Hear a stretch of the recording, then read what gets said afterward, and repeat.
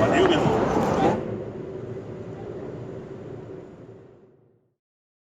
Da alma. E essa primeira argumentação é uma argumentação pitagórica, que é a ideia de que tudo vem do seu oposto. Se tudo vem do seu oposto, necessariamente a alma, para poder estar encarnada, tem que estar desencarnada em algum momento. Ora, se ela está desencarnada é porque o corpo morreu e a alma sobrou. E a alma não morreu junto. Por essa razão, é que para que essa teoria de Platão dê certo, é obrigatória a hipótese da reencarnação. No sentido platônico, que não é exatamente o sentido kardecista da palavra. Não é, portanto, tomem cuidado com isso, porque esses conceitos, às vezes, são diferentes uns dos outros. E agora, então, Sócrates vai nos dar uma segunda explicação sobre uma segunda argumentação pela qual se pode comprovar a imortalidade da alma. Estamos prontos? Podemos começar? Eu vou começar lendo enquanto a carinha vai chegando ali. Página 8, pessoal. Ou 9, né? 9. Então, pronto, chegou a Clarinha. Vamos lá. O Siemens vai falar, então. Porém, sério, para anotar sobre isso, havia minha memória, pois não me lembro agora de quais são. Veja que retórica bacana, né? Quer dizer, o homem é um escritor, né? Diz assim, olha, agora eu vou dizer a segunda prova, que a segunda prova está baseada na ideia de que aprender é lembrar. O diálogo platônico que lida com esse assunto, aprender a lembrar, é o diálogo chamado Mênon. Mênon foi já estudado aqui por nós. Não sei se vocês lembram quem estava aí, em que Sócrates pede para chamar um escravo analfabeto, que nunca estudou, e faz perguntas a esse escravo, de tal modo que ele acaba concluindo de uma opção de coisas muito importantes em termos de geometria, sem ter tido nenhuma espécie de educação. Portanto, Sócrates, no final do Mênon, diz para o Mênon, que é o seu interlocutor no diálogo Mênon, que está provado que isso que nós chamamos de aprender, não é aprender de verdade. Nós só lembramos daquilo que nós já sabíamos. Por que nós lembramos? Vocês estão cansadíssimos de saber isso, a essa altura da nossa noite aqui hoje. Porque vocês já sabem que como as nossas almas frequentaram a planície das verdades, então o que elas viram lá, elas lembrarão depois, mais tarde. Ou seja, quando eu aprendo alguma coisa, eu não estou aprendendo. Estou lembrando aquilo que eu já vi. Mas eu vi quando? Quando a minha alma não estava dentro do meu corpo. Quando a minha alma voava por aí alada, olhando para as verdades e para as coisas de fato como elas são. Como todas as nossas almas já estiveram, portanto, nesse mundo, que é o mundo das verdades, que é o mundo onde as coisas de fato são, portanto, é assim que nós nos lembramos. Nós não aprendemos nada, nós só lembramos que nós já sabíamos. E essa conversa, essa descrição está no diálogo Mênon de Platão. Aí, continuamos? Vamos lá, então? Bastará outra, no princípio. Interrogando-se os homens, se as perguntas forem bem conduzidas, elas darão por si mesmos respostas acertadas, e de que não seriam capazes se já não possuíssem o conhecimento e a razão reta. Depois disso, se pudermos diante de figuras geométricas ou coisas do mesmo gênero, deverá ter demonstrado a saciedade de que realmente se passa desse modo. Essa afirmação é demonstrada no diálogo Mênon. É como se Platão estivesse fazendo aqui dentro uma coisa propositada, né? Ele escreveu esse trechinho desse jeito como escreveu, justamente para lembrar que o Mênon também existe, o diálogo Mênon também existe. É exatamente o que está no Mênon, está escrito aqui, nesse trechinho aqui. Continuamos. Sócrates intervém para apoiar a sua tese da reminiscência. E não poderíamos declararmos também, de acordo a respeito de mais outro ponto, que o conhecimento alcançado em certas condições tem o nome de reminiscência? Refiro-me ao seguinte: quando alguém vê ou ouve alguma coisa, ou a percebe de outra maneira, e não apenas adquire o conhecimento dessa coisa, como lhe ocorre a ideia de outra que não é objeto do mesmo conhecimento, porém de outro, não teremos o direito de dizer que essa pessoa se recordou do que lhe veio ao pensamento? Considere, então, isso tudo não se passa desse modo. afirmando que há alguma coisa que damos nome de igual. Não imagina a hipótese de um pedaço de pau ser igual ao outro, nem com pedra a outra pedra, nem nada semelhante. Refiro-me ao que se acha acima disso, de tudo isso, a igualdade em si. Diremos que existe ou que não existe. Quando eu digo que duas pedras são iguais, eu só consigo dizer que duas pedras são iguais, dois automóveis são iguais. Quando é que eu consigo afirmar que dois automóveis são iguais? Quando eu conheço o conceito de igualdade. Mas o conceito de igualdade, o que é? É uma essência. As coisas que são iguais, elas são iguais porque elas participam na essência da igualdade. Mas as coisas que são iguais também são desiguais. Por exemplo, eu pego dois pedaços de pau. Um é mais comprido do que o outro. Ambos são pau, porque ambos têm um negócio chamado paulidade. Mas óbvio, tá? Platonismo puro. Ambos são pau, porque ambos têm um negócio chamado paulidade. Mas, ao mesmo tempo, eles não são exatamente iguais. Porque também há uma coisa que eles participam, que é a desigualdade. Ou seja, dois pedaços de pau são iguais por um lado e são desiguais por outro. Quer dizer que essas duas coisas, os dois pedaços de pau, participam tanto da igualdade quanto da desigualdade. Compreenderam? Por que nós todos aqui não temos a mesma cara? Não temos a mesma aparência física? Porque nós participamos da desigualdade. Mas essa participação da desigualdade não nos transforma em pessoas desiguais completamente. Portanto, há alguma coisa chamada humanidade, que é o que nos unifica, que continua sendo igual. Eu só consigo saber o que é igual e o que é desigual se eu tiver os conceitos da essência da igualdade e da essência da desigualdade. Por isso que não é possível ninguém saber nada se você não tiver uma ideia das essências. É isso que Platão está aqui nos contando. Existe a maravilha. E que também saberemos o que seja? Sem dúvida. De onde fomos buscar esse conhecimento? Não foi naquilo que nos referimos há pouco, a vezes de Paulo, de Monteiro e de outras coisas iguais, que nos surgiu a ideia de igualdade, que difere dela? Ou não te parece diferir? Considera também o seguinte. Por vezes, a mesma pedra ou o mesmo leime, sem se justificarem, não se transfiguram ora iguais, ora desiguais? Sem dúvida. Então, o igual se apresentou alguma vez como desigual e a igualdade como desigualdade? Nunca, Sócrates. Não, aí não. Né? Quer dizer, eu posso dizer o seguinte, que dois pedaços de pau são iguais porque ambos têm paulidade. E eu posso dizer que eles são desiguais porque um é mais comprido que o outro. Mas eu não posso dizer que o igual e o desigual são a mesma coisa, porque aí eu estou me contradizendo. Então isso não pode ser. Tá? É isso que ele está dizendo. Ou seja, as essências são incompatíveis uma com a outra. A hora que uma aparece, a outra tem que sair pela porta dos fundos. Eu não posso ter alguma coisa que seja ao mesmo tempo igual e desigual sobre o mesmo aspecto. Agora, eu posso ter uma coisa que é igual ou desigual em aspectos diferentes, simultaneamente, mas nunca no mesmo aspecto. Eu não posso dizer que eu sou eu e eu não sou eu. Isso não posso falar. Eu posso dizer que eu sou economista e posso dizer que eu sou curitibano. Eu estou falando de duas coisas diferentes, mas estou falando de duas coisas diferentes que são compossíveis. Ou seja, eu posso aceitar a existência dessas duas coisas ao mesmo tempo. Conceito de compossibilidade de Leibniz, um dos maiores filósofos da história humana. Não é? Agora, o que não é compossível é eu dizer assim, eu sou homem e eu sou mulher. Isso não posso dizer. Simbolicamente apenas. Né? Muito bem. Continuamos, vamos lá. Depois das 11, né? Depois da meia-noite. Vamos lá, então. Por conseguinte, não são a mesma coisa que os objetos iguais e a igualdade em si. De jeito nenhum, só. Não obstante, foi desses iguais, diferentes da igualdade, que conceber e adquirir esse conhecimento dessa última. Está muito certo que afirmar, que pode ser semelhante àqueles ou dessemelhantes? Que pode ser semelhante àqueles ou dessemelhantes. Perfeitamente. Isso, aliás, é indiferente. Desde que a vista do objeto dentro de um outro, seja ou não semelhante, seja ou não seja semelhante ao primeiro, necessariamente o que se dá nesse caso é reminiscência. Perfeitamente. O filósofo explica que a reminiscência tanto provém dos semelhantes como dos dessemelhantes. Explica.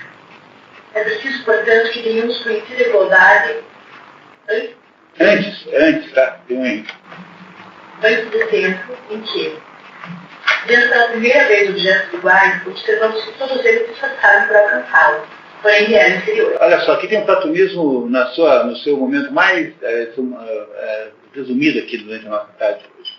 Para que eu possa saber o que é igualdade, eu tenho que ter visto a igualdade, o conceito a essência de igualdade, antes de eu me defrontar com alguma coisa concreta que eu digo que é igual a outra. Portanto, a minha alma tem que obrigatoriamente ter estado fora do meu corpo antes de eu nascer. Ela não pode ter nascido comigo. Agora, com isso, os Símias e os Sebes concordam, que eles estão em desacordo em que a alma possa sobreviver à morte. Mas que a alma esteja lá desde antes do início, e com isso eles já concordaram várias vezes. Não é? Compreenderam isso? Ou seja, o que é a igualdade, diz aqui o Platão? A igualdade nas coisas concretas é apenas uma tentativa de imitar a igualdade ideal, aquela igualdade que é o modelo de igualdade que está lá naquele mundo, naquela existência de modelos, naquela existência do mundo das ideias ou formas, tanto faz, como queiram chamar. Logo, tudo aquilo que os nossos sentidos percebem, nada mais são do que tentativas fracassadas de copiar aquilo que está naquele mundo ideal. Então é por isso que na República, Platão trata muito mal os artistas, porque ele acha que um sujeito que pinta uma árvore, o que pinta uma árvore? É o falsário em segundo grau, porque a árvore viva que está ali fora, você pode abraçar, ela já é uma cópia mal feita da essência de árvore. A arboridade estaria apenas como participação, porque a arboridade não pode ser vista, não pode ser abraçada e não pode ser fotografada. Se tem uma árvore real e concreta, ela já é uma tentativa insuficiente de fazer a arboridade.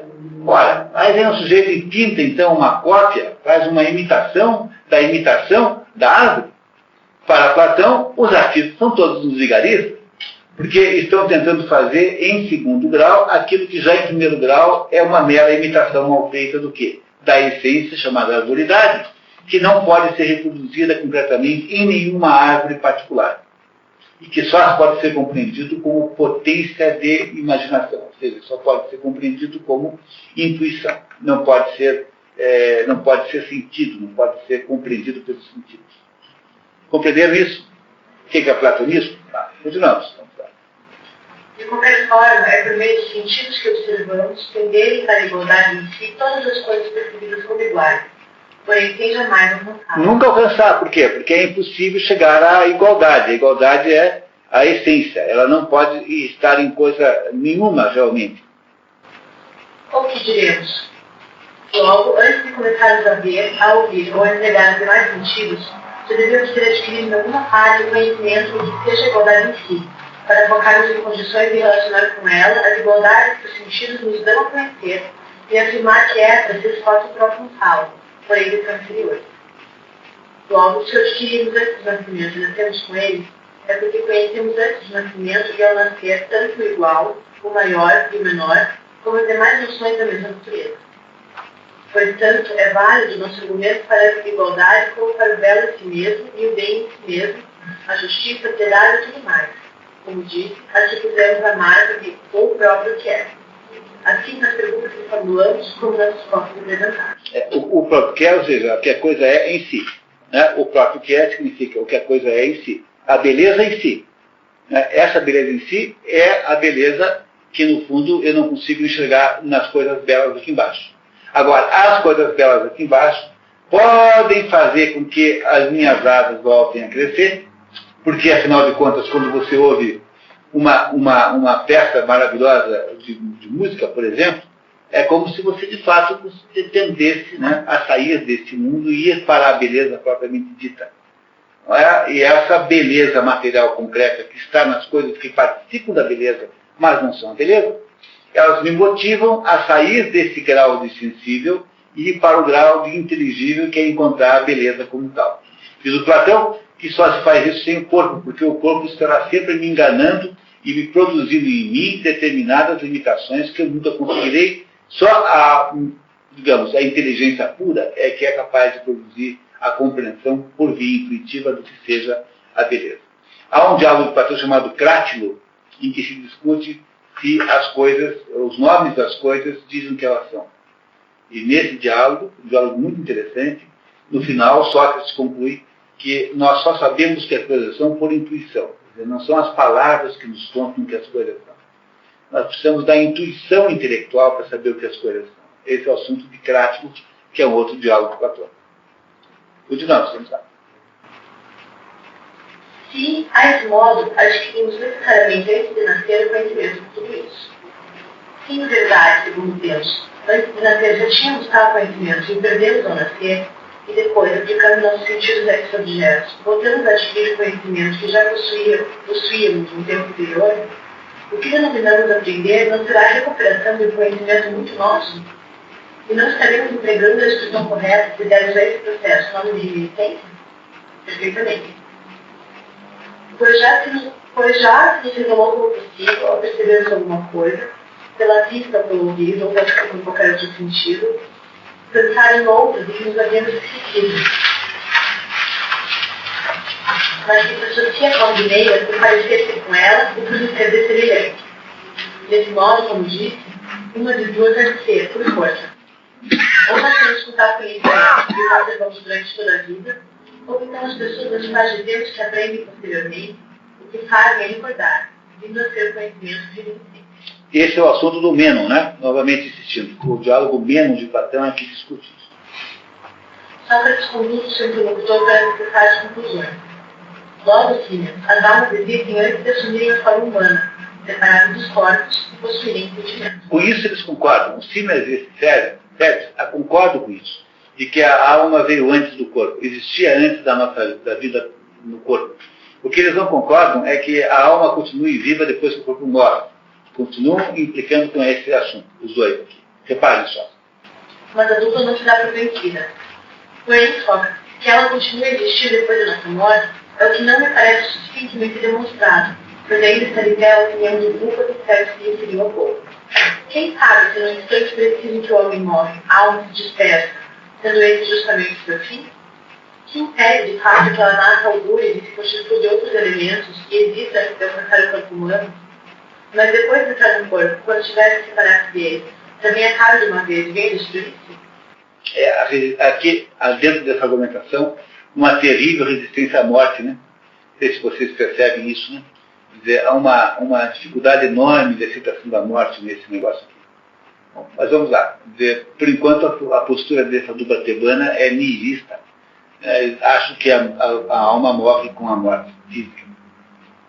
Falar-se bem, Símeon. Parece que já foi demonstrado metade do que era mistério, a saber, que nossa alma existe antes de nascermos. Ainda falta provar, por conseguinte, que depois de morrermos ela não existirá menos do que antes do nascimento. Só assim ficará completa a demonstração.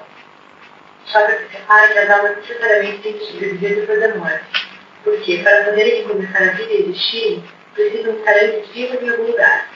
Não será forçoso que continuem a existir depois da morte para renascerem? No entanto, Sócrates consegue que com certas coisas é natural esse processo de dispersão. As coisas compostas se dispersariam nos elementos originais. As almas não estão nesse grupo, porque são simples. Sempre se mantêm no mesmo estado e nunca se alteram. Ou seja, a alma não é um composto, a alma é uma coisa simples. Portanto, causa a mesma degeneração que a morte impõe àquilo que é composto. Elas continuariam vivas. Né? Continuamos. Com relação à multiplicidade das coisas belas, homens, cavalos, vestes, tudo mais da mesma natureza, que ou são iguais ou belas, e recebem a própria designação daquelas qualidades. Consideram-se sempre idênticas, ou, diferentemente das essências, não são jamais idênticas, nem com relação às outras, nem, por assim dizer, consigo mesmo. Todos os cavalos que existem não são idênticos à essência. Eles são todos tentativas de fazer a essência, participam da essência. Não é? Portanto, se não são iguais à essência, eles são perecíveis. Mas as essências não. Repare. Isso, justamente, Sócrates, é o que se observa. Nunca se conservam as mesmas. E não é certo também que todas essas coisas se podem ver e tocar ou perceber por intermédio de qualquer outro sentido, ao passo que as essências, que se conservam sempre iguais a si mesmas, só podem ser aprendidas pelo raciocínio, por serem todas elas invisíveis e estarem fora do alcance da visão? O que diz é pura verdade. O complemento do raciocínio anterior é admitir duas espécies de coisas, as visíveis e as invisíveis. As coisas visíveis se modificam e as coisas invisíveis permanecem sempre as mesmas. O corpo é visível, mas a alma é invisível. A superioridade da alma fica logo clara. Se você fosse comparar o corpo e a alma com o que é visível e o que é invisível, com qual dos dois parece mais o corpo? Com o visível ou com o invisível? O corpo parece com o visível. Por isso que o corpo é perecível. Mas a alma não parece com o visível. Ao contrário, a alma parece com o invisível. E é por isso que ela é imperecível. Porque ela é, na verdade, eterna. De acordo com o Platão. Continuamos. Nós também dissemos, há alguns instantes, que quando a alma se serve do corpo para considerar alguma coisa por intermédio da vista ou do ouvido, ou por qualquer outro sentido, mas considerar que seja o que for por meio do sentido de fazê-lo por intermédio do corpo, é arrastada por ele para que nunca se conserve no mesmo estado, passando devagar a perturbar e ficando sumada de vertigem, como se estivesse embriagada, pelo fato de entrar em contato com essas coisas? Sim, dissemos isso. E é isso mesmo que está lá no Fedro, quando explica-se a alma com aqueles dois cavalos que estão em conflito. Na verdade, diz assim lá no Fedro: quando o cavalo, quando o auriga, que é o condutor, não consegue controlar de modo nenhum, o cavalo mau acaba contaminando o cavalo bom e os dois ficam maus. E aí então é que você tem os homens decaídos. Esses homens que estão tão profundamente para baixo que não conseguem nunca mais subir ao céu. Ou seja, a alma pode, nesse esforço, porque ela está misturada com o corpo, ela pode se contaminar com o corpo. E é por isso que é necessário que haja um cuidado com isso, que a alma tem que ser cuidada. Tem que ter uma manutenção na alma, para você não deixar que o corpo, não deixar que o corpo a contamine. Está aqui. E o contrário disso. Quando ela examina sozinha alguma coisa, volta-se para o que é puro, sem que serve, e que sempre se comporta do mesmo modo, e por ter afinidade, vive com ele enquanto permanecer consigo mesmo e se for permitido, deixando assim, de devagar, e pondo-se em relação com o que é sempre igual e imutável, por estar em contato com ele. A esse estado, justamente, é que damos o nome de pensamento. Sócrates conclui que há uma hierarquia entre corpo e alma. Examina agora a questão da seguinte maneira: enquanto se mantém juntos o corpo e a alma, impõe a natureza a um deles obedecer e servir, e ao outro comandar e dominar. Sob esse aspecto, qual deles se assemelha ao divino e qual ao mortal? Não te parece que o divino é naturalmente feito para comandar e dirigir, e o mortal para obedecer e servir? Acho que sim. E com qual deles a alma se parece? Evidentemente, Sócrates, a alma se assemelha ao divino, e o corpo ao mortal. Considera agora, Sérgio, aquilo que dissemos, vamos concluir que é o que for divino, imortal, ininteligível, de uma só forma, indissolúvel, sempre no mesmo estado, semelhante a si próprio, é com o que a alma mais se parece. E, ao contrário, ao humano, mortal e inteligível, deve ser, né? Não. O de cima que é inteligível. O de cima que está errado. Esse daí é ininteligível. Humano, mortal e ininteligível, multiforme, dissolúvel, jamais igual a si mesmo. Com isso é que quanto se parecem? Poderíamos, amigo Sérgio, argumentar de outro modo, dizer que não é dessa maneira? Não é possível. O corpo, sendo visível, se decompõe após a morte, mas a alma recolhida em si mesma e tendo se preocupado apenas em filosofar, tem outro destino. Assim constituída, dirige-se para o que lhe assemelha, para o invisível, divino, imortal e inteligível, onde ao chegar, vive feliz, liberta do erro, da ignorância, do medo, dos amores selvagens e dos outros males da condição humana, passando, tal como se diz os iniciados, a viver o resto do tempo na companhia dos deuses. Falaremos desse jeito, certo, ou de outra forma. No entanto, se a alma estiver saturada de elementos corpóreos, pode ter um destino diferente. Sócrates escreve sentado sem processo de reencarnação. Então, meu caro, será que admitir que tudo isso, elementos corpóreos, é espesso, terreno e visível? A alma, com essa sobrecarga, torna-se pesada e é de novo arrastada para a região visível, e mesmo invisível, o Hades, como se diz, e rola por entre os monumentos e túmulos na proximidade dos pais que sobre esses fantasmas tenebrosos, semelhantes aos espectros dessas almas que não se libertam puras do corpo e que se tornaram visíveis por ainda participarem do visível. Essa é a primeira teoria do fantasma da história. A primeira teoria do fantasma da história está aqui em Platão. Mas não apareceu mas não o fantasma no sentido que está aqui, porque para um grego a ideia de fantasma, que é quando a gente morre vai para o ar, vai para lá o nosso fantasma. Não é? Que um grego chama de sombra, a palavra mais específica. Mas aqui está dizendo que algumas almas, porque estão demasiadamente conspurcadas, demasiadamente sujas com a materialidade do corpo, elas ficam rondando o seu corpo que perdeu, né? Nesse sentido, é que é a primeira vez que alguém fala disso, né? Que a ideia moderna de fantasma é essa aí. Muito possível, Sócrates, que seja assim mesmo. Sim, é muito possível, certo? E também que essas almas não sejam dos bons, porém dos maus, que se venham obrigados a vagar por esses lugares, como castigo de sua conduta durante a vida, que for a terra. E assim ficam a vagar, até que o apetite do elemento corporal que sempre são ligados voltem a prender aos outros corpos. Como é natural, voltam a ser aprisionados em naturezas e costumes iguais que elas praticaram no dia. A que natureza se refere, Sócrates? É o seguinte: as que eram dadas à doutrinaria, ao orgulho ou à embriaguez embriagada, entram naturalmente nos corpos de asas e de animais congêneres. Não se parece? Eu pensei aqui num certo presidente da República. Bom, mas esse é um outro assunto, né? Quer dizer, reparem que isso aqui é uma coisa interessantíssima, que é o conceito hindu de metempsicose, isso que está aqui. Não é o conceito kardecista de reencarnação. Para um kardecista, uma pessoa nunca reencarna num animal, num ser que não seja outro ser humano. Mas para os hindus, o conceito de reencarnação é assim: você pode reencarnar numa planta. Por isso que os hindus não comem carne, porque estão medo de fazer um churrasco com a sua tia, sua avó, coisa que pareça, né? Coisa que o vale. Compreenderam? Né? O seu tio. Por isso, essa é a diferença que tem do conceito kardecista de reencarnação. Continuamos. Falas com muita propriedade. Mas que cometendo injustiças, a tirania ou a rapina, passam para a geração dos lobos, dos açores e dos adultos. Açores são falcões, são gaviões. Para onde mais podemos dizer que vão as almas dessa natureza?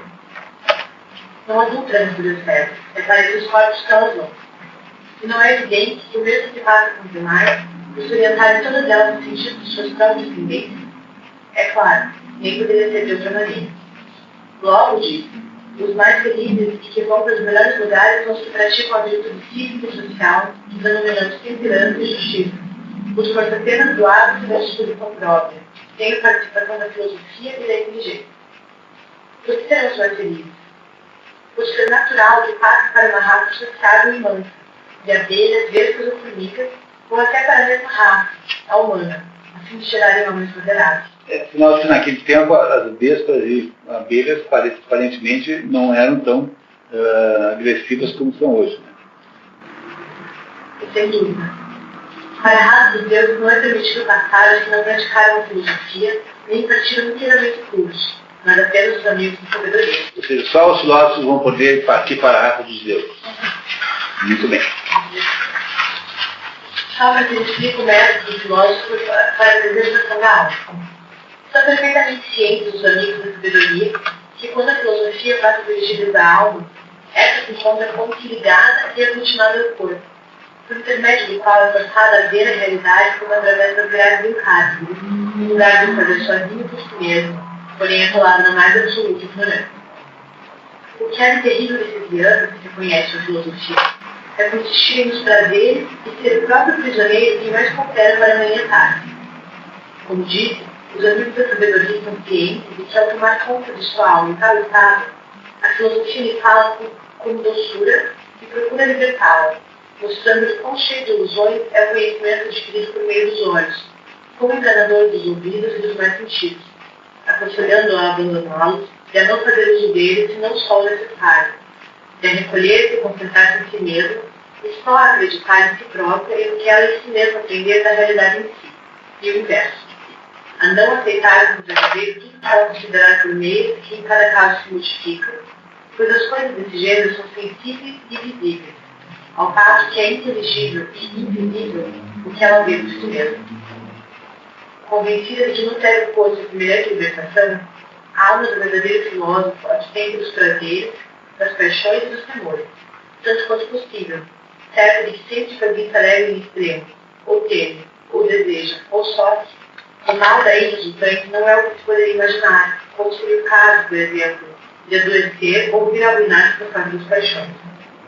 O maior e pior dos males é o que não se deixa perceber. Qual é, Sócrates? É que toda a alma humana, nos casos de prazer ou sofrimentos intensos, é forçosamente levada a crer que o objeto causador de semelhante emoção é o sede mais claro e verdadeiro, quando de fato não é assim. De regra, trata-se de coisas visíveis, não é isso mesmo? Ou seja, a maior de todos os sofrimentos humanos é a ignorância de não saber qual é a causa das coisas. E só se pode saber qual é a causa das coisas quando você descarta as causas físicas, as causas visíveis, as causas concretas, e passa para as causas das verdadeiras causas. Vai aparecer em seguida a digressão desse ponto aqui, vai ficar mais claro daqui a uns 15 minutos. Vamos lá. Essa ilusão, segundo Sócrates, acontece porque os prazeres dos sofrimentos são como que dotados de um cravo com o qual transfixam a alma e aprendam o corpo, deixando-a corpórea e levando-a a acreditar que tudo que o corpo diz é verdadeiro. Como se necessários parecem em dúvida, Sócrates responde. É porque esses dois são todos chatos, né? Esses símiles, esses sérios, porque eles não concordam com nada nunca. Eles já admitiram que acham que a alma antecede o nascimento, mas eles não conseguem concordar com a permanência da alma depois do nascimento. E agora, ele fará aqui uma reclamação retórica. Olha que bonito esse pedaço aqui. Né? Que Sócrates vai reclamar da teimosia dos dois. Mas eles não como concordam, como se contradizem também. Eles vão assim quebrando a cabeça até o fim. Né? Olha só, a reclamação de Sócrates desses dois aí. Sendo que veja, considerar inferior ao cisne, pois quando eles percebem que estão perto de morrer, por terem cantado a vida toda, mais vezes e melhor depois de cantarem, e convém de partirem para junto de Deus e que são os servidores. Porém, por seu medo característico da morte, os homens caluniam os filhos, com afirmarem que eles cantam por chorarem a morte, de tristeza, sem refletir que nenhuma ave canta quando vem fora no frio, ou quando teve dor de angústia, nem mesmo o roxinol, a andorinha ou a polpa, cujo canto, segundo dizem, serve para alimentar a dor. Há um balé clássico, qual é o balé do Cisne, a morte do Cisne? Que parte do pressuposto que ele está aqui condenando há 2.350 anos, dizendo que o Cisne não canta porque tem que estar chateado de morrer. Né? No entanto, essa ideia, né, aí, sei lá quanto, 2.000 anos depois, gerou muito mais, né? Mais do que isso, gerou um balé famosíssimo, que ainda pressupõe a pressuposição do balé que o Cisne canta porque sabe que vai morrer. Porém, não creio que nenhum deles cante por estar triste, muito menos o Cisne. E ele também não está triste, Sócrates, né? Ao contrário, por pertencerem a Apolo, segundo penso, que o dom da profecia, e por preverem as delícias do ar, cantam e celebram nesse dia muito mais do que antes. Eu, de minha parte, também me considero servidor igual à divindade, como o Cisne, e a ela consagrado. E por ser tratado pelo meu Senhor de não menor dom de profecia, não deixarei a vida com menos coragem do que ele.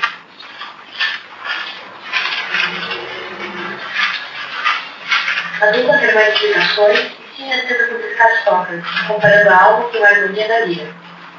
O conceito alma-harmonia é uma ideia pitagórica e que Platão tem reserva. Porque nesse negócio, nessa ideia de que a alma é o som da harmonia que é produzida pela lira, há nisso uma materialidade insuportável. Quer dizer, Platão sabe, né, percebe mesmo por intuição, que essa tese de que a alma é uma espécie de harmonia, ela contradiz a própria ideia da imortalidade da alma. Porque ela sempre será física, uma reverberação no espaço.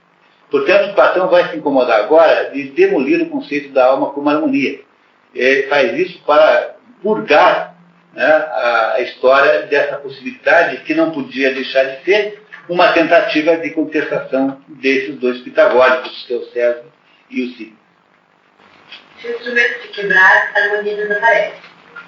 Analogamente, se o corpo morrer, a alma também morrerá, argumenta Cisne. Para ele, a alma mistura e a harmonia dos elementos do corpo, onde exercita o estudo de forma conveniente e proporcionada.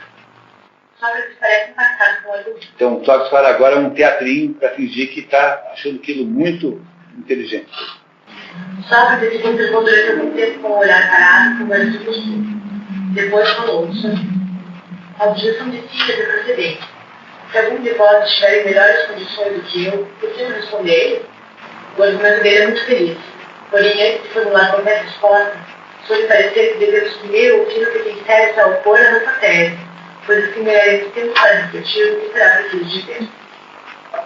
Certos confirma a existência da alma antes de estar no corpo, mas continuam concordando com a tese da sobrevivência depois da morte, comparando com a tese análoga do tecelão que houvesse acabado de morrer usando sua última roupa de natureza própria, que teria sobrevivido. Então, o Sérgio faz uma comparação assim, então você com essa conversa de que a alma sobrevive, então vamos ver como é que seria naquele tecelão que fez uma túnica para ele mesmo, e aí ele morre e a túnica permanece, porque a túnica não se destrói com a morte. Ora, se o tecelão é a alma e a túnica é o corpo, nesse caso aí, não é? O corpo sobreviveu à alma. A alma morreu antes. O tecelão morre, mas a alma não. Né? A alma morreu, mas o corpo não. Esse é o exemplo que dão esses dois para tentar que pegam Sócrates. Né? É isso? Muito bem, vamos ver o que acontece. Quem disse que é o tecelão? Quem disse que o tecelão teria de continuar vivo em algum lugar, porque a túnica que sobreviveu estaria ainda conservada, e o homem é de natureza mais durável que a roupa? Sócrates rebate o argumento. Porém, a meu ver, sim, a realidade é muito diferente. Presta atenção ao seguinte: não há quem não veja quanto é fraco semelhante argumento. Às vezes gasto muitas roupas para ajudar as tecidas, o nosso homem morreu, de fato, depois de todas. E não foram poucas, porém antes da última, segundo penso. Mas nem por isso o homem é inferior ou mais fraco do que a roupa.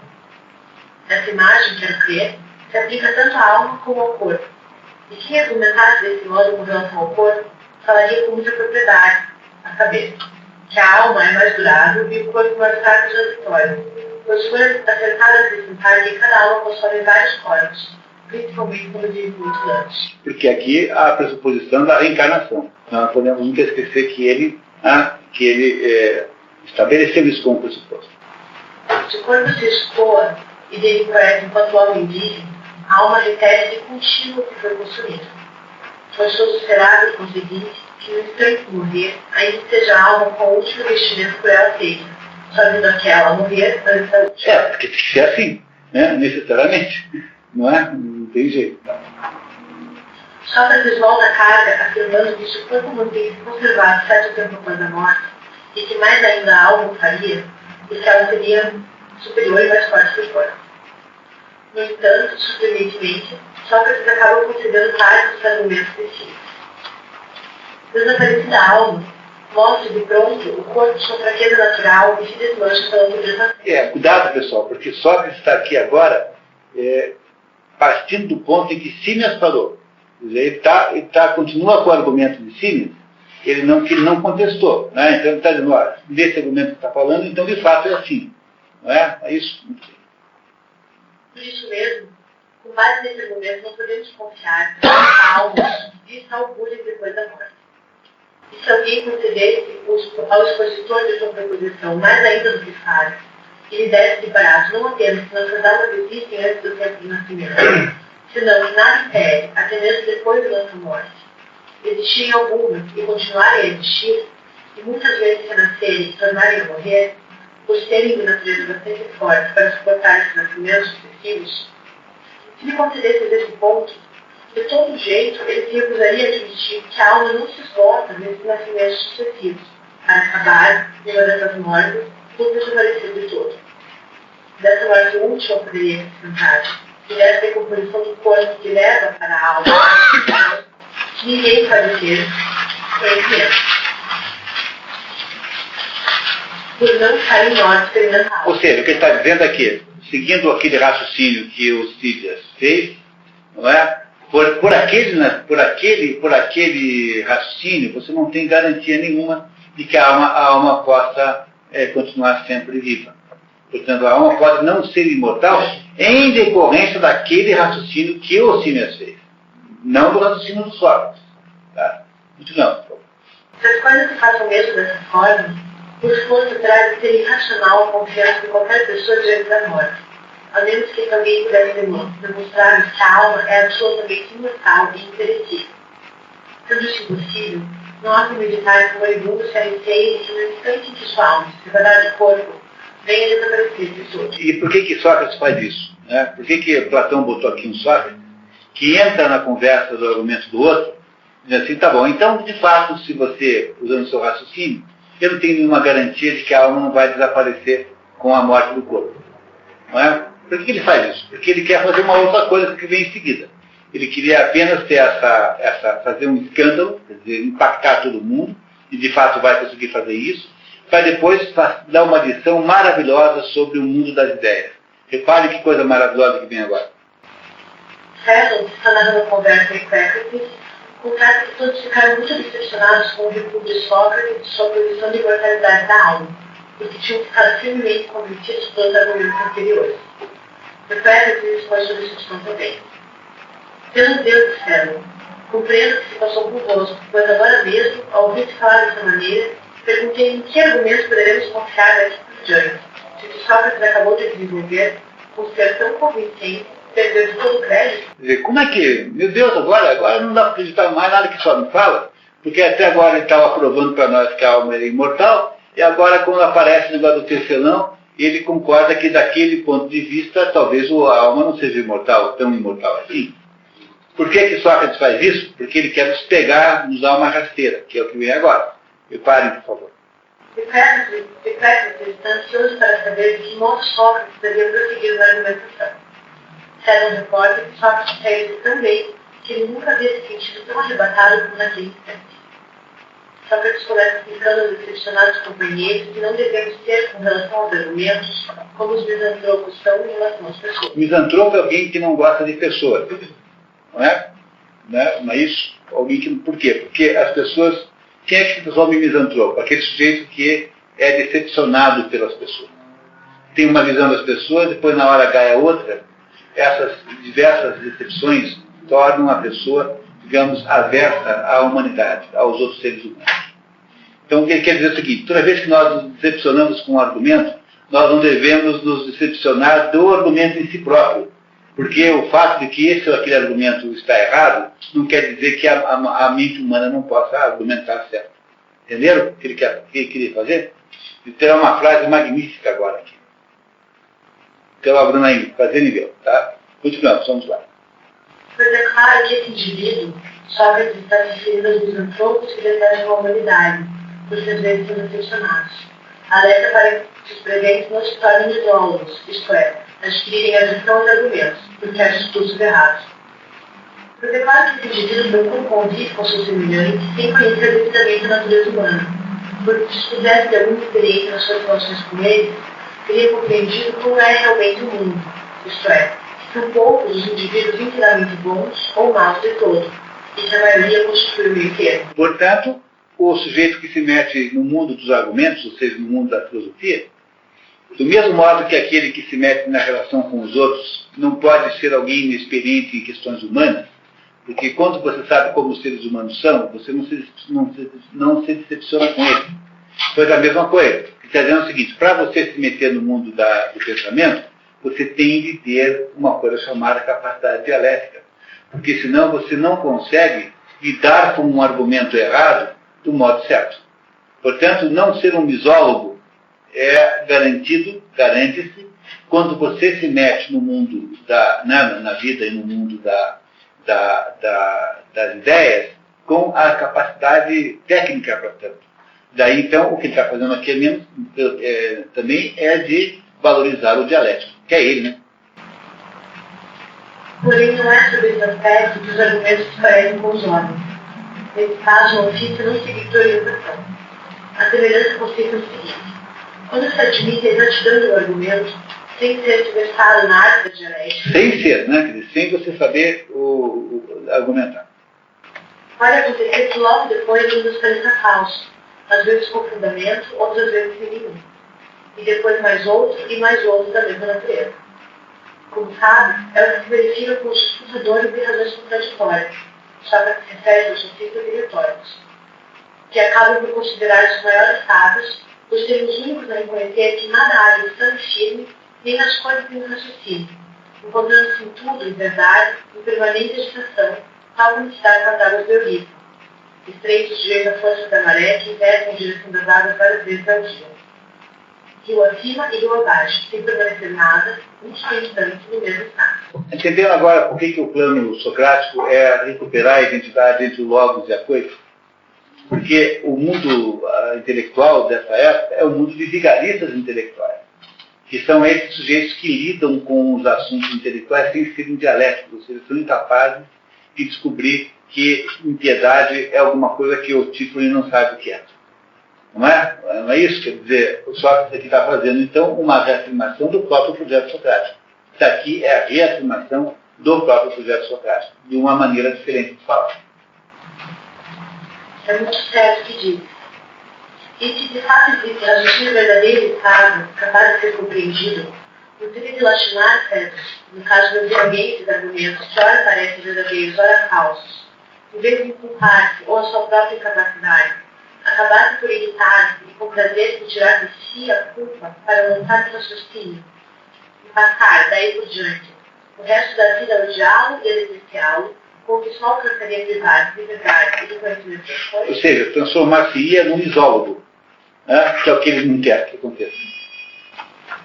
Por Deus me disse, seria de fato o Aurélio Lache.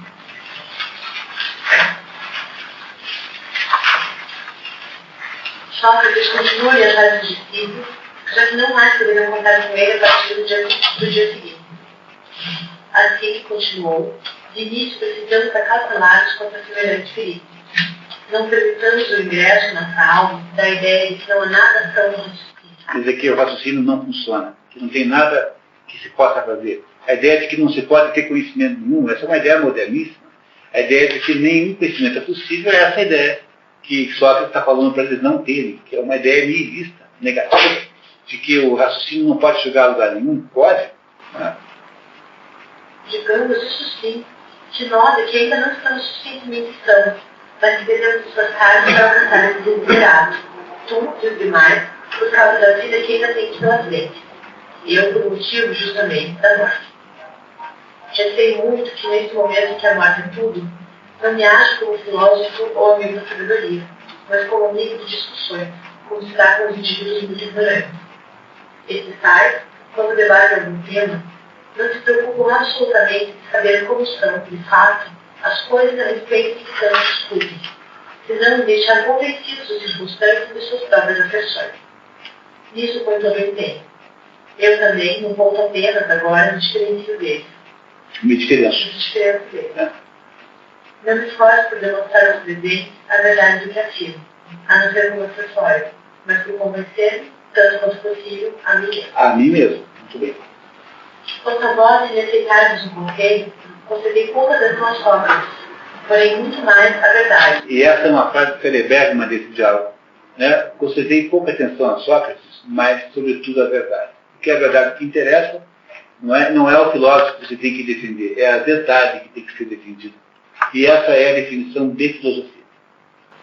Se vos parecer que a verdade do que eu digo, concordar comigo. Caso contrário, desistir quando puder, acautelando-vos para que o meu entusiasmo não venha enganar e a mim próprio, e me retire como as abelhas, deixando todos nós o aguilhão. Para retomar a conversa, Sócrates fez umas restrições finas e sérias. Porém, prossigamos, continuou. Inicialmente, lembrar do que disseste, se vos parecer que não me recordo muito bem de tudo. Ou muito me engano, filhas, ou tenho dúvidas e receios de que a alma, apesar de mais velha mais fina do que o corpo, seria essa antes dele, por ser uma espécie de harmonia. Certo será admitido que a alma é mais durável do que o corpo, mas que ninguém pode saber se depois de gastar sucessivamente muitos corpos, não acabará também por desaparecer, quando abandonar o último corpo, vindo a ser isso, precisamente, a morte.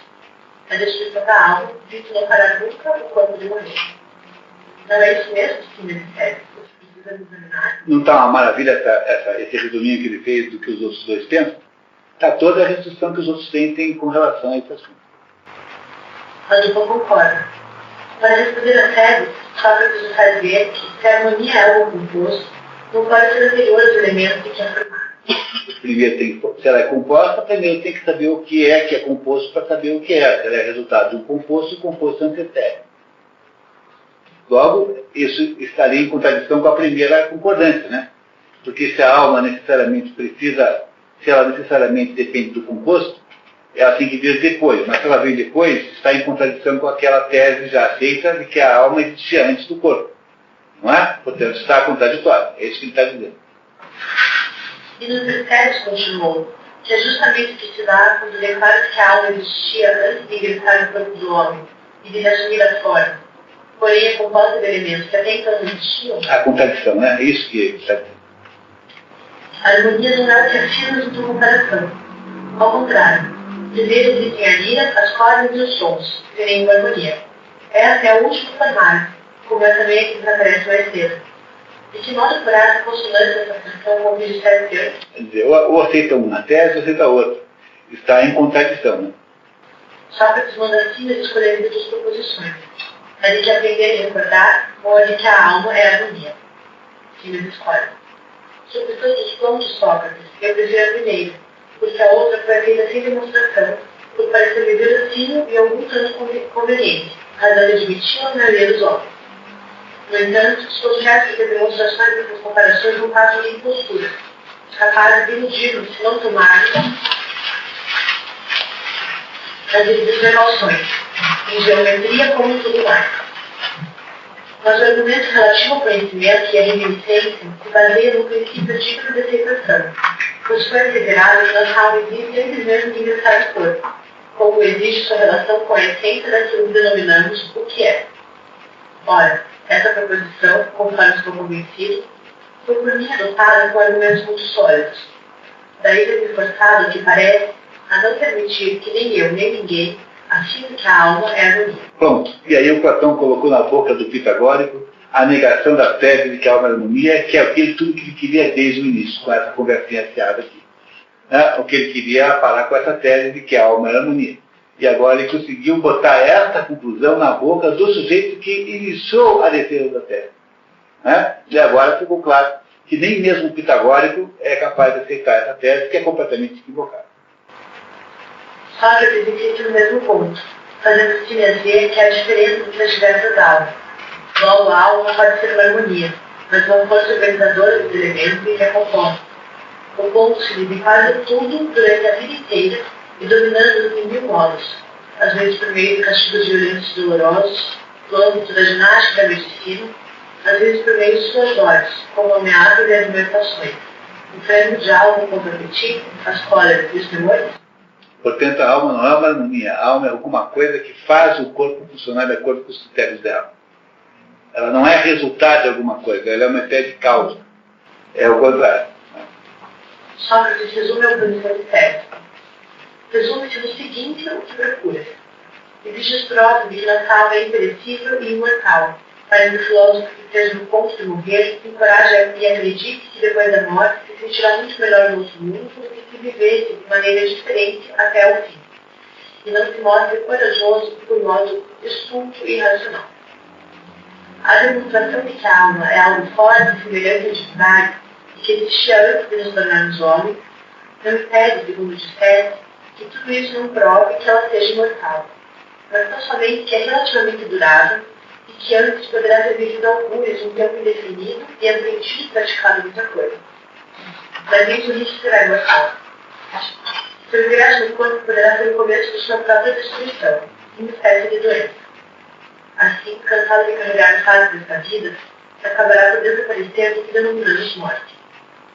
Conforme digo, é indiferente ingressar ela no corpo uma só vez ou muito, no que respeita ao medo que todos nós manifestamos. Aliás, justifica-se esse medo, a menos que se trate de pessoa insensata, por não estarmos em condições de demonstrar que a alma é imortal. Esse é, mais ou menos, certo, o sentido de suas palavras. De caso cansado, insisto nos mesmos argumentos, para que não nos escape nenhuma particularidade e possa, caso queira, acrescentar ou tirar alguma coisa. Por enquanto, nada tenho acrescentado ou retirado, foi isso mesmo que eu disse. Quando ele resume a argumentação contrária, isso é técnica escolástica. Depois, na Idade Média, é assim que os filósofos irão perceber. Sempre não fazer a revisão da argumentação do outro antes da sua própria opinião. Né? Portanto, continuam esses dois tebanos teimosamente não aceitando a ideia de que a alma possa ser imortal. Continuam não aceitando. Sócrates permaneceu um tempo calado e depois disse: o problema com que preocupa Sérgio é de suma importância. Precisamos investigar a fundo a natureza do nascimento e da morte. Sócrates começa a tratar o assunto, fazendo uma confidência. Então, ouve o que faço relatar. O fato, Sérgio, é que quando eu era moço, sentia-me tomado de desejo irresistível de adquirir esse conhecimento a que dá o nome de história natural. Na apologia de Sócrates, no primeiro discurso, Sócrates disse que deve responder aos propósitos de investigar sobre o terreno, celeste e subterrâneo. Afigurava-se, realmente, maravilhoso conhecer a causa de tudo, o porquê do nascimento e da morte de cada coisa e a razão do destino. Aqui é uma curiosidade que eu botei aí. Quando o Sócrates é acusado lá no tribunal, antes de dizer assim, antes de rebater o que Mérito Ânito Rico diz de mim, eu vou dizer que eu sou acusado há muito mais tempo pelos comediógrafos e também por pessoas que dizem que eu sou um filósofo naturalista. E eu não sou nenhuma coisa nem outra. Não é? Nenhuma coisa nem outra. Portanto, é injusto. No entanto, aqui está Sócrates, aqui no outro diálogo, confessando que durante um certo tempo da sua existência, ele andou estudando as coisas na natureza. E por que ele desistiu disso? Vocês me permitirão agora contar para vocês resumidamente, para a gente não atrasar demais aqui o final da nossa leitura. Então eu vou contar para vocês isso agora. Então, diz assim, Sócrates, eu no começo da minha vida, eu me interessava por isso. Eu sabia o que causava as coisas. Por que uma coisa era de um jeito e não era da outra. Por que os animais tinham filhotes. O que acontecia quando o calor que agia sobre o frio, que fazia isso acontecer, aquilo. E aos pouquinhos depois eu fui começando a perceber o quanto era completamente sem cabimento a minha procura disso. Porque eu cheguei a conclusões tão loucas, não é, como, por exemplo, a ideia de que a razão pela qual eu estou sentado aqui é porque os músculos e ossos do meu corpo estão me colocando nessa posição. Os músculos e ossos do meu corpo sendo eles mesmos flexíveis, então eles se colocaram na posição que estão e, portanto, é por isso que eu estou sentado aqui. E cheguei então à conclusão de quanto é ridículo nós imaginarmos que músculos e ossos possam ser causa de alguma coisa. E que as verdadeiras causas não podem nunca ser dessa natureza. E que há de se procurar as causas verdadeiras em outro lugar que não apenas na matéria. Olha, o que eu estou contando para vocês é uma coisa importantíssima dentro da filosofia de Platão, que é justamente Sócrates nos contando como foi que Platão chegou à sua segunda navegação. E essa expressão é muito, muito, muito importante, que eu esclareço a vocês o que é. Ela, em primeiro lugar, não é da minha autoria, não é da autoria do tradutor, está aí no texto mesmo, em grego, no original. Por quê? Porque o que Platão diz é que antes dos socráticos, porque é Sócrates falando, né? Então, antes de mim, Sócrates, havia a primeira navegação. O que é a primeira navegação? Em termos de linguajar náutico, da Grécia, é a navegação feita a velas, aquela mais óbvia, mais fácil, mais econômica. Quando, no entanto, as velas não são possíveis por causa da falta de vento, você faz a segunda navegação, que é a navegação a remo. Os barcos gregos tinham remos também. E aí, então, a comparação aqui é assim. A primeira navegação é quando eu olho para a realidade e olho as coisas que existem no mundo sensível. O relógio, esse copo, meu braço, esse papel, esse livro. Ou seja, tudo aquilo que participa de alguma essência. Não é? A primeira navegação, portanto, aquela que os meus antecessores faziam, os ditos pré-socráticos, era o reconhecimento da existência das coisas sensíveis. Mas, no entanto, quando eu fui estudar as coisas sensíveis como eles, eu me dou conta de que as coisas sensíveis não explicam nada. E é por isso que eu necessariamente tive de mudar o foco do meu estudo e levar em consideração que o que existe de verdade não são as coisas sensíveis, mas as suas essências. Quer dizer, eu parei de explicar o cachorro pela sua própria existência física para poder começar a explicar o cachorro pela cachorridade. na hora em que a cachorridade entra dentro do animal, essa é a causa da existência desse animal. Portanto, nesse momento, pessoal, olha que coisa extraordinária, no momento que Sócrates está morrendo, ele está contando para os seus amigos e seus discípulos como é que ele chegou à filosofia, tudo isso a Platão, né? Isso não preciso nem contar mais para vocês, né? Platão dizendo como é que ele virou Platão.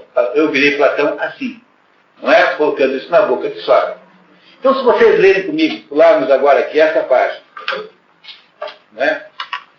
Pularmos a seguinte, a 19. E vamos para a página 20, por favor.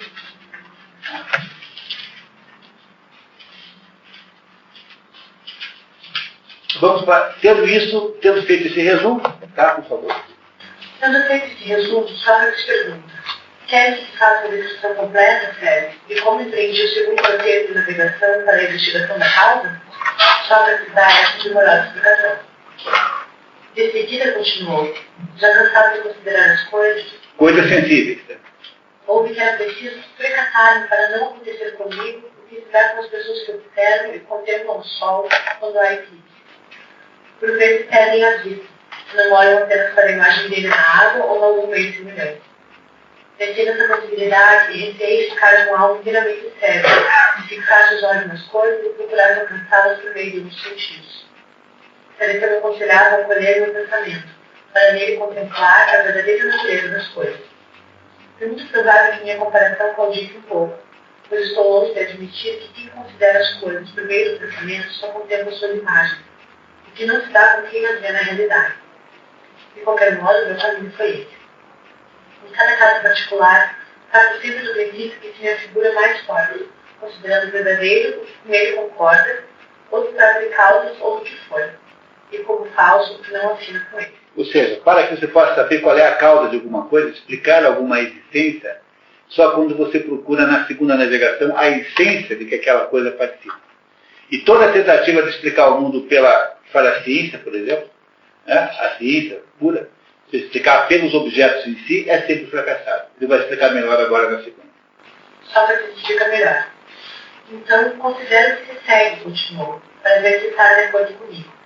O que me parece é que se existe algo belo, além do belo em si, não poderá ser belo por participar desse belo em si. Por que um automóvel é belo? Porque ele participa do belo em si. Por que um homem é corajoso? Porque ele participa da coragem em si. Por que uma casa é resistente? Porque ela participa da resistência em si. O mesmo tipo de tudo mais. Admite essa espécie de causa? Admito. Então já não compreendo, continuou, as outras causas e por erudição nem consigo explicá-las. E se para justificar a beleza de alguma coisa, alguém me falar da sua cor brilhante, ou da forma, ou do que quer que seja, deixo tudo mais do lado, e só consigo para atrapalhar-me, me atendo única e simplesmente, talvez mesmo com uma boa dose de ingenuidade, ao meu ponto de vista, a saber, que nada mais a deixa bela, senão tão só a presença ou comunicação daquela beleza em si. A beleza em si é a essência, nunca está na coisa. A coisa que é bela nunca tem a beleza em si, ela apenas participa da beleza em si. Qualquer que seja o meio ou caminho que se me acrescentar. De tudo mais, não faço meio da verdade. Questão. O que digo é que é só pela beleza em si que as coisas belas são belas. Porque as coisas belas participam da beleza. Por isso que tem uma regra que eu uso há muitos anos, que é assim: o que é belo? Belo é tudo aquilo que envelhece bem. Por quê? Porque se alguma coisa envelhece bem, é porque aquela coisa que está envelhecendo participa de verdade da beleza de si própria. Enquanto aquilo que envelhece mal nunca participou da beleza em si própria, foi apenas acidentalmente belo. Mas quando a velhice propõe, né, torna mais difícil o acidente, então aquela coisa, é só comparar a Catherine Deneuve com a Brigitte Bardot. Né? Você não tem mais nenhuma dúvida para entender o que eu estou dizendo. Tá? Muito bem, continuamos. Voltando à dúvida sobre o que acontece quando essa gestão de duas unidades, Sócrates agora pode resolver. Vamos deixar isso para lá, porque vocês perderam esse pedaço que eu pulei. Não tem problema não, tá? Ficou meio implícito. Vamos logo para o próximo, vamos para, peraí. Não, tá, vamos pular essa página aqui. Não, podemos pular a página 22 agora, filha. Depois desse argumento, Sócrates conduz Não, na página 23, direto, tá? Página 23, Símias declara que ainda alimenta, como era de se esperar, né? O Chakra não tivesse com dúvidas. Símias declara que ainda alimenta algumas dúvidas com respeito ao que foi explanado. Sócrates diz a ele que a continuação da explicação irá retirar as dúvidas e propõe outro. Porque ele não tem muito mais tempo de ficar discutindo o assunto com a dupla, né? Entendeu? O Sócrates está prestes a morrer. Ele não tem mais paciência também de dar mais argumentar contra argumentar. E os outros ficam com essa conversa de tecelão, não sei o quê.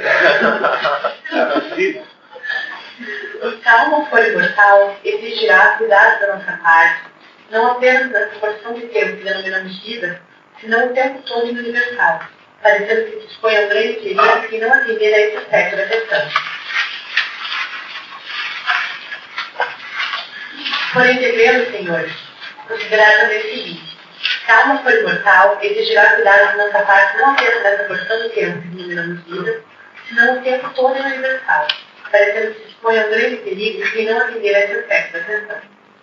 Se essa morte fosse o fim de tudo, que imensa vantagem não seria para os imersos, com a morte visagem do corpo e da ruindade muito própria, juntamente com a alma?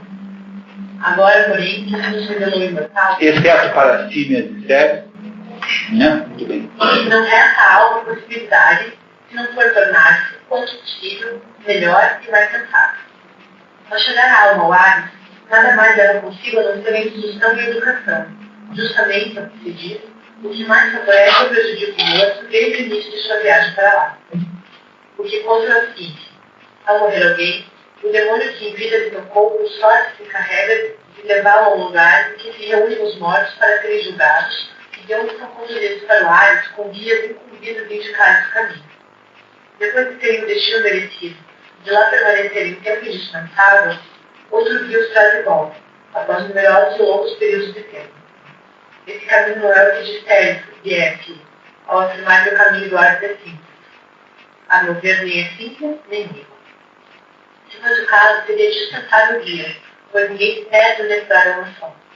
O que parece que ele é cheio de voltas e bifurcações. Esse Tércio foi uma obra de Ésquilo que não sobreviveu, não veio para a modernidade.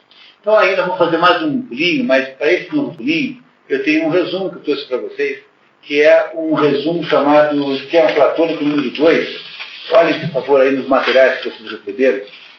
E aí você tem aí, de acordo, que é o resumo do que está aqui, né? Isso que está no Esquema Platônico, que são os destinos possíveis das almas após a morte. O que virá em seguida nos próximos 50, 60 linhas, deve estar aqui resumido para vocês. Então, diz o Sócrates que o primeiro tipo de alma que vai para o Hades são as almas incuráveis. Que são elas? São aquelas que cometeram faltas inaceitáveis, como roubos de templos, repetidos e graves, homicídios iníquos e contra a lei.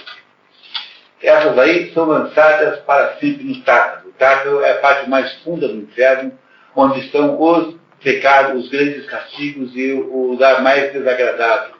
Né? Muito bem. O segundo tipo de alma é composta são as almas curáveis. O que são as almas curáveis? São aquelas que cometeram crimes graves, violência contra pai e mãe e homicídios, num momento de cólera e se arrependeram, ou seja, aquelas que foram motivadas por uma emoção forte. Essas aí são lançadas no Tártaro e depois de um ano atiradas no rio Cocyto, os homicidas.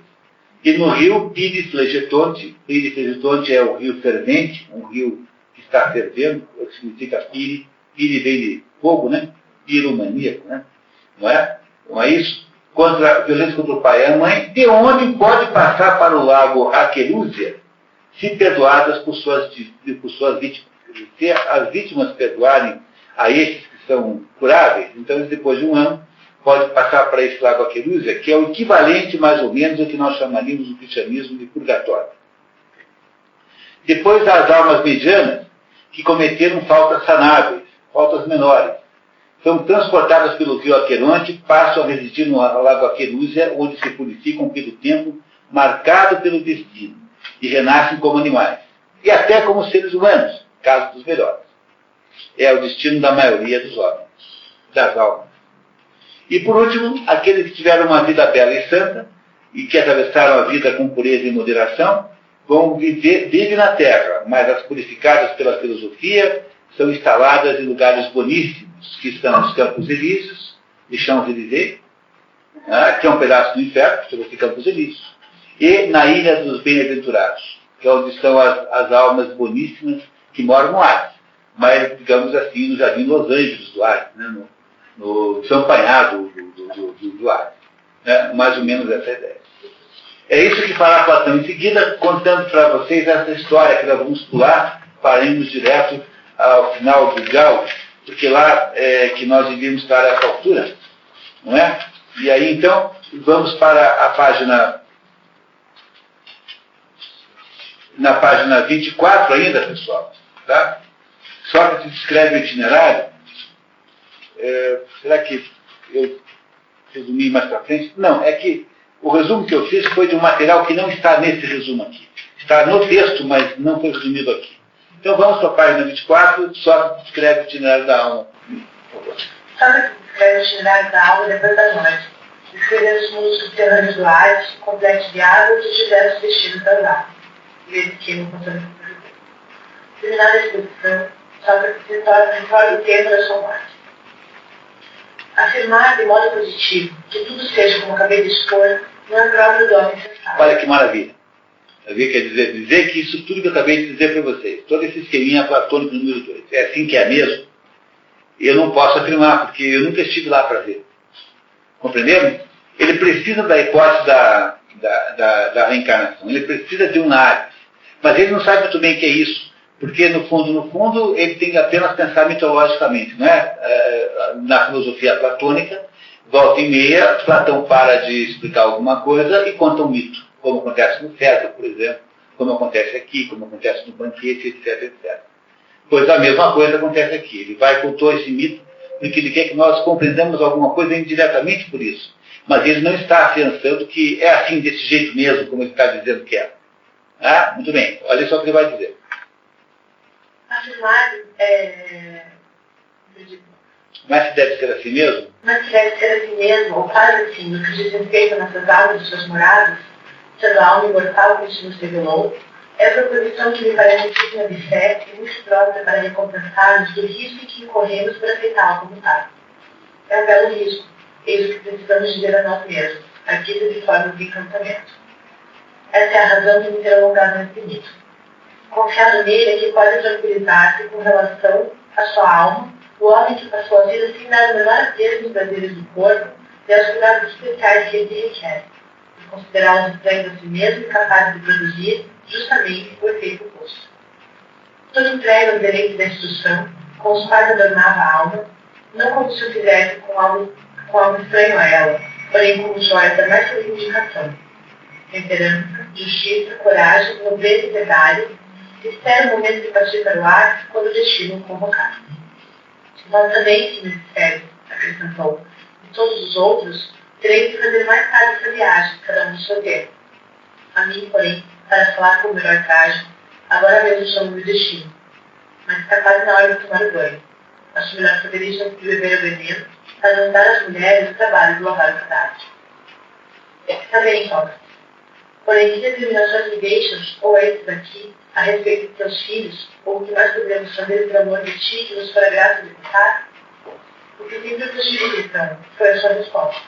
Nada tenho a acrescentar. Se cuidasse de vós mesmos, tudo que fizesse será tanto por amor de mim e dos meus, como de todos, ainda mesmo que nada me tivesse prometido nesse momento. Porém, em caso de vos cuidar de vós mesmos, e de não orientar da vida como que no rastro, o que vos disse agora, sendo passado, por mais numerosos e solenes que fossem vossos juramentos nesse instante, não avançarei um único passo. Quanto a isso, esforçar-nos-emos para viver dessa maneira. Mas como devemos computar-se? Como que servos disse, basta que me segurei de verdade e que eu não vos escape. Depois, sorriu de muito e disse, olhando para o nosso lado. Não consigo, senhores, convencer o cristão de que eu sou o Sócrates que nesse momento converso com ele e comento esses argumentos. Tome-me por quem ele deve ver morto e eu de pouco. Por isso pergunta como deverá sepultar-me. Quanto ao que vos tenho dito tantas vezes, que depois de beber o veneno não ficarei convosco, mas irei compartilhar da dita dos bem-aventurados, ele acha que eu só faço assim para tranquilizar-me e a mim também. Servi-me, pois, desse a dor junto de Cristão, porém que seja confiança o oposto da que ele prestou perante o juiz. Empenhou, então, a palavra em como eu ficaria. Por vossa vez, afirmai que não ficarei depois do morto, porém sairei daqui e partirei, para que ele se mostre mais paciente e não se aflija tanto por minha causa, quando vir queimarem ou enterrarem meu corpo.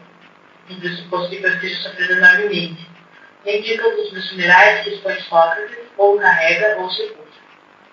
Fica sabendo, meu admirável cristão, que a imprecisão da linguagem, além de ser um defeito em si mesmo, produz mal às almas. Importa criar coragem de dizer que é meu corpo que vai enterrar. Depois sepulta ou conta provérbio e conte para ser mais de acordo com a doença. Tendo acabado de falar, levantou-se e foi para o outro compartimento, a fim de banhar. Cristão o acompanhou. A nós mandou que esperássemos. Ali ficamos, então, a conversar e comentar tudo o que ele dissera e a discorrer sobre o nosso grande infortúnio. Sentíamos, em verdade, como quem houvesse perdido o pai e tivesse que ficar órfão para o resto da vida.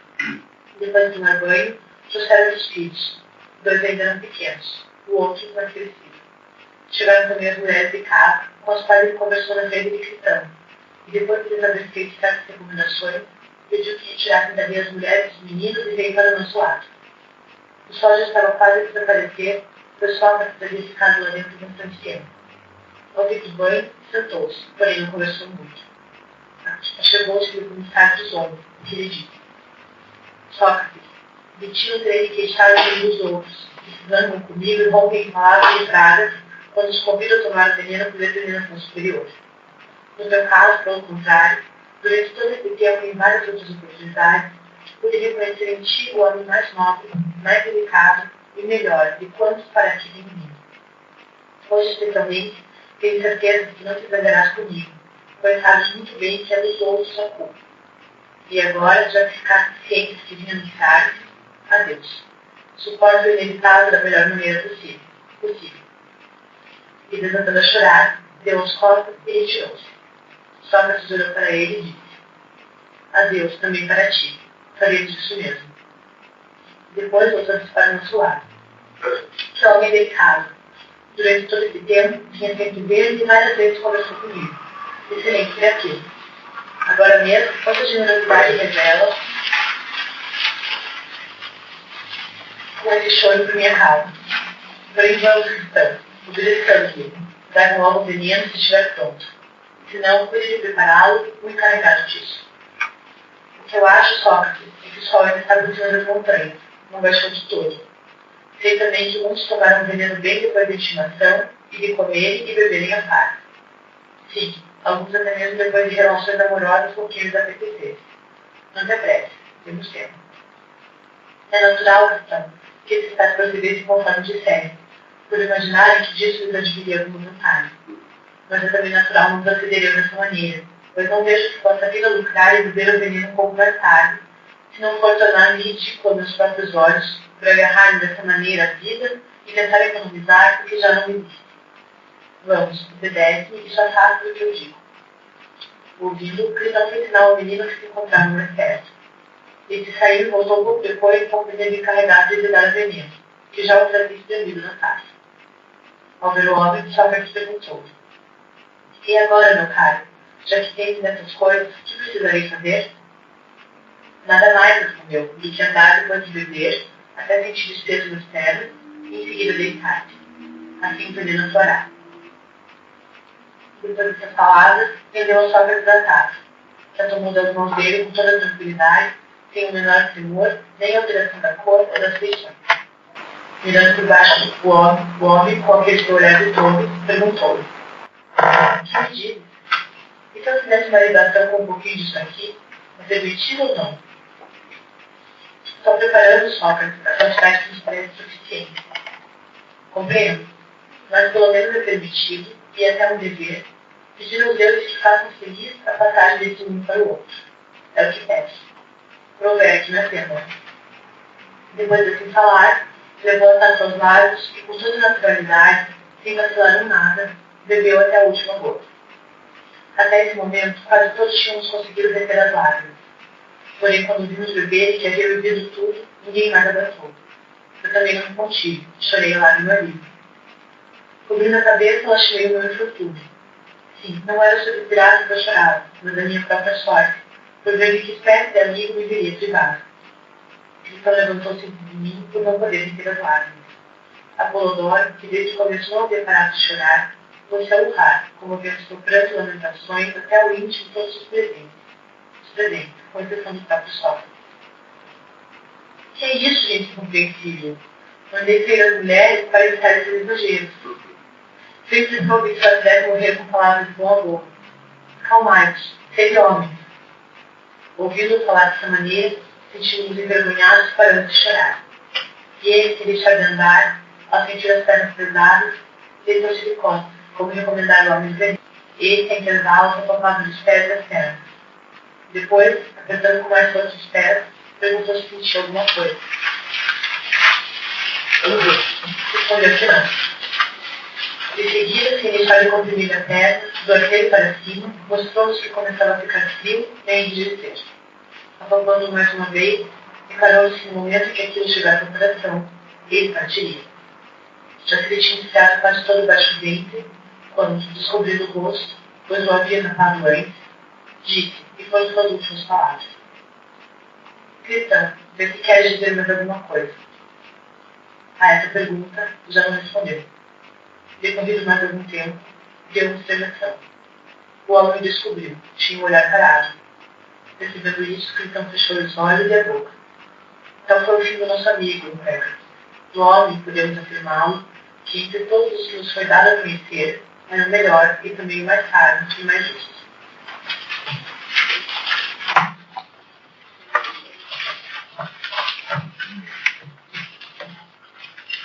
Pois é, né?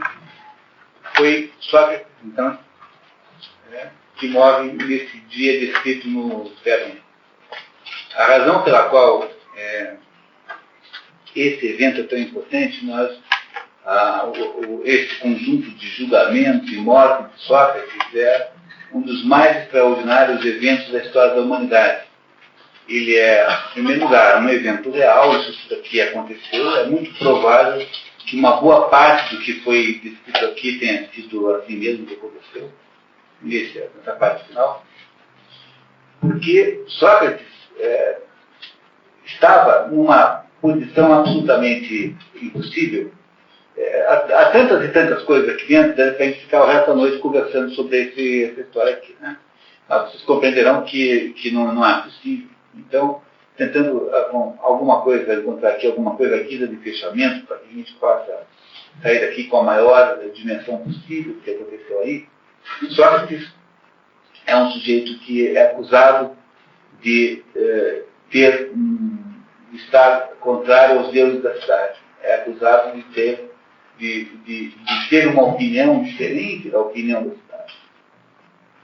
O problema de Sócrates é que essa situação que ele vive é uma situação completamente insanável, não há nenhuma maneira de impedi-la, porque o ser humano, entre as suas diversas características tensionais, e não há nada que caracterize melhor o ser humano do que um estado tensional permanente, o ser humano vive uma tensão extraordinária, que é o fato de que nós somos indivíduos, portanto somos múltiplos, lembra do uno e do múltiplo, que já apareceu aí, e ao mesmo tempo nós somos unos. Somos alguma coisa resumida, pertencemos a uma mesma coisa. Não é? Nós somos indivíduos separados, com CPFs distintos, moramos em lugares diferentes, quase todos. E, no entanto, somos todos seres humanos, temos uma humanidade que nos unifica. O problema dessa ambiguidade, essa situação ambígua, é que ela não é uma ambiguidade simétrica. Né? O que eu quero dizer com isso é o seguinte: se tivesse agora aqui uma cena, resolvesse sequestrar alguém aqui, raptar, abduzir alguém, para entender como é um ser humano fisicamente, qualquer pessoa que ele pegasse tem toda a potência de mostrar como é o ser humano. O ser humano que existe hoje, o ser humano que existirá daqui a 5 milhões de anos e que existiu há 3 milhões, se é que havia seres humanos nessa altura. O ser humano, qualquer um que seja, qualquer indivíduo, tem uma autonomia existencial tamanha e é tão representativo que ele poderia servir de modelo para toda a espécie. Quando eu digo que não há uma simetria, eu quero dizer que há um problema insolúvel, que é o fato de que Curitiba, no ano de 2010, se esse marciano quisesse estudar uma cidade para entender as cidades humanas, para entender a sociedade humana, ele não poderia pegar Curitiba em 2010, porque Curitiba em 2010 não representa nenhuma outra cidade do mundo, tão pouco nessa época, quanto na época vindoura, quanto na época passada. Se um ser humano tem uma existência suficientemente autônoma e representativa para representar todos os seres humanos, as sociedades humanas são completamente particulares. No entanto, o problema que Sócrates tinha que resolver e que era insolúvel desde o início é o fato de que ele não consegue deixar de ter essas duas conotações ao mesmo tempo. Ele continua sendo alguém que é o Sócrates e que tem uma consciência pessoal, que essa consciência pessoal diz para ele que ele deve fazer conforme a consciência manda, e fazer conforme a consciência manda é manter a sua opinião e manter o seu desejo, e manter o seu plano, e ao mesmo tempo ele vive numa sociedade que tem a sua opinião também, que está em conflito com a dele, sociedade essa que de alguma maneira é muito mais particular do que a própria pessoa de Sócrates. Ou seja, Sócrates não consegue resolver a tensão insolúvel entre o fato de que nós somos ao mesmo tempo indivíduos e ao mesmo tempo coletivos.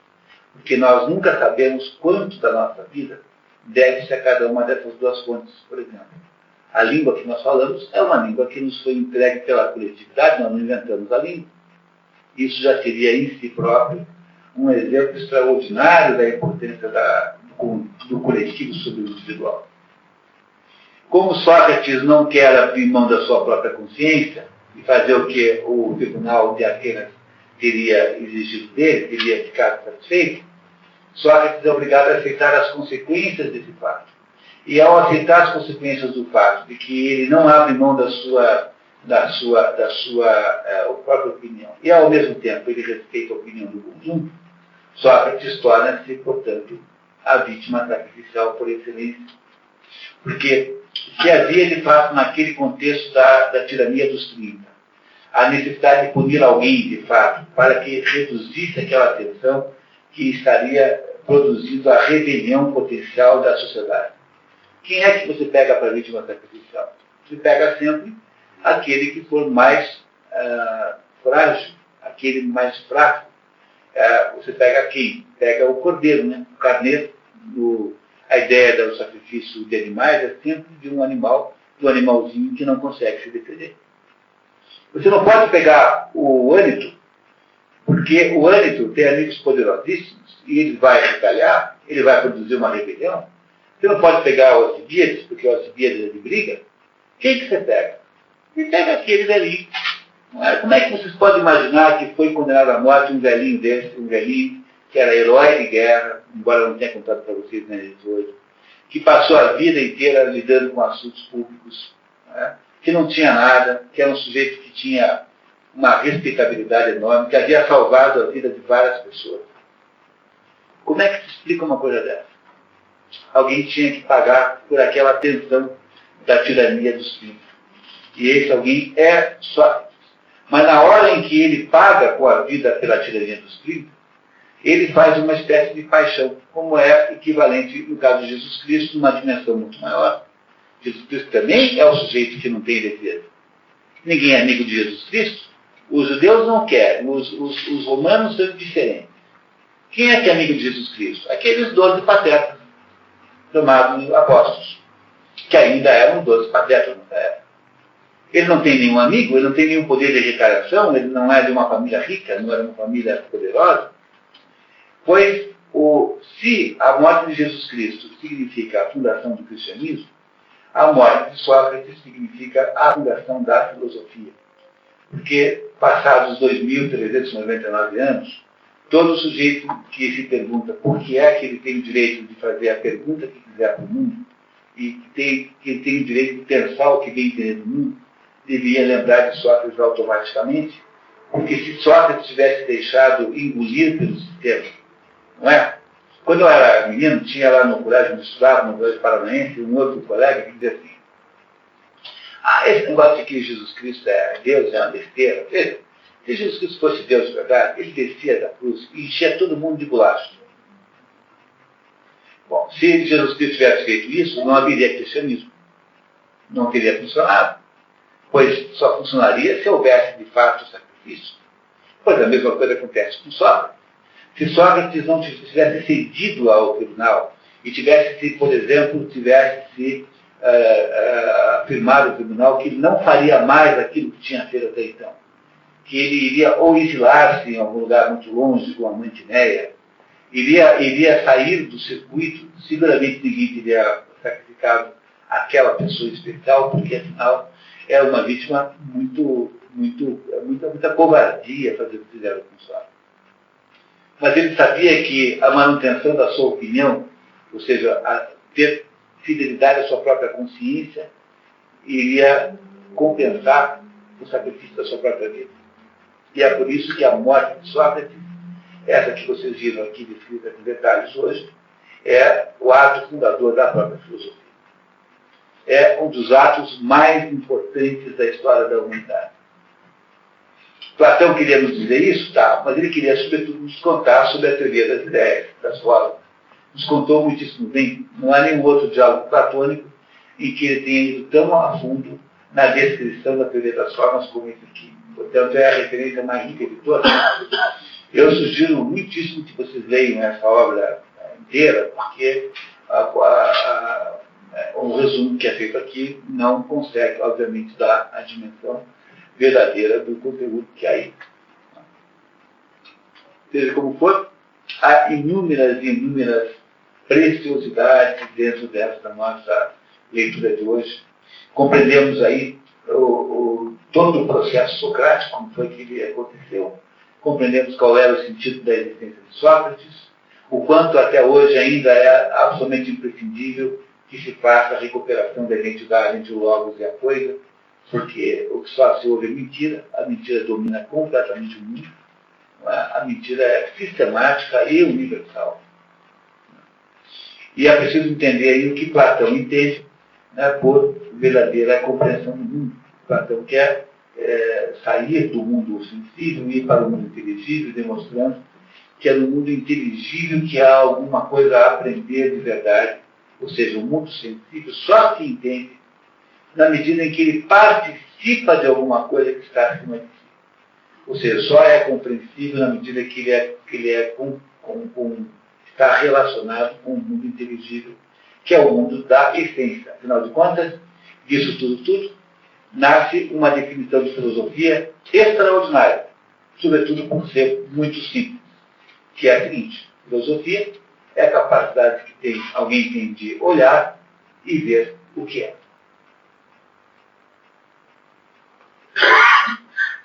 Não precisa ter uma outra definição de filosofia. Filosofia é a capacidade de olhar e ver o que é. Todo mundo que tem essa capacidade tem capacidade filosófica. Isso não quer dizer que todo mundo possa ser filósofo, porque para ser filósofo é muito difícil. Os filósofos precisam ter um sistema de referência muito complicado e complexo. Há pouquíssimos filósofos de verdade.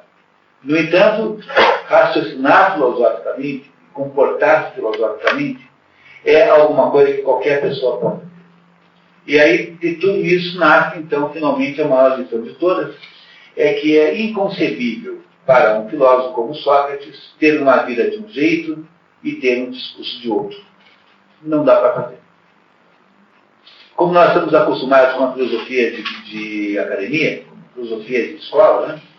O sujeito que dá aula de filosofia numa curso superior, ele tem uma vida absolutamente desvinculada disso. Tem uma vida comum, está preocupado de saber se o Corinthians vai ganhar, ele está preocupado de saber se vai conseguir pagar a prestação do automóvel, está querendo saber se vão dar aquele aumento lá, que está louco para que dê aquele aumento, está interessado em saber se vai chover amanhã ou não. Mas a vida de um sujeito assim não é uma vida voltada, ela não coincide com a vida do filósofo. Ele passa o dia inteiro falando de ideias filosóficas, a vida dele é desvinculada disso. Como é o caso de um professor de geografia. O fato que você ensina lá, como são os afluentes do Rio Amazonas, não modifica nem um pouco a sua vida prática. Mas Sócrates mostra, nesse diálogo de hoje, nessa história que vocês hoje entenderam, que não é possível para um filósofo ter uma existência desvinculada da sua consciência. Não dá para ser assim.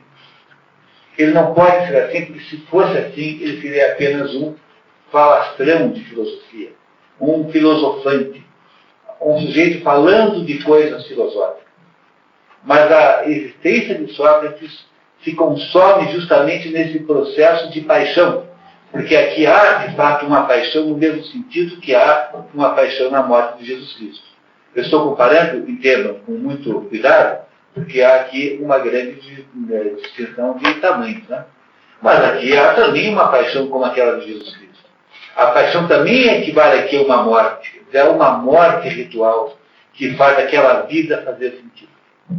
Não é possível para um verdadeiro filósofo nada a não ser isso. Portanto, não é uma vida para qualquer um. É uma vida para pessoas especialistas, porque é uma vida em que não se pode separar aquilo que se pensa daquilo que se é. Não é, portanto, uma vida de falar de coisas de filosofia. É uma vida de viver uma existência coerente. E essa possibilidade não é dada a todo mundo. É por isso que é muito difícil achar alguém assim. Sócrates é uma espécie de presente que o destino deu à humanidade. Há poucas pessoas tão importantes assim na formatação da nossa vida moderna. Se a gente, hoje em dia, acha que pode dizer o que bem entende, nós só podemos dizer o que bem entendemos porque um sujeito, há 2.399 anos, tomou um cálice de cicuta. Do jeito que vocês observaram aí na narração maravilhosa de Platão. Se depender da minha opinião, vocês deviam ler todos os livros de Platão. É claro que eu sei que esse é um projeto um pouco complicado, né? Mas, seja como for, aí é o que está o que há de melhor, não é, dentro dessa criação humana chamada filosofia.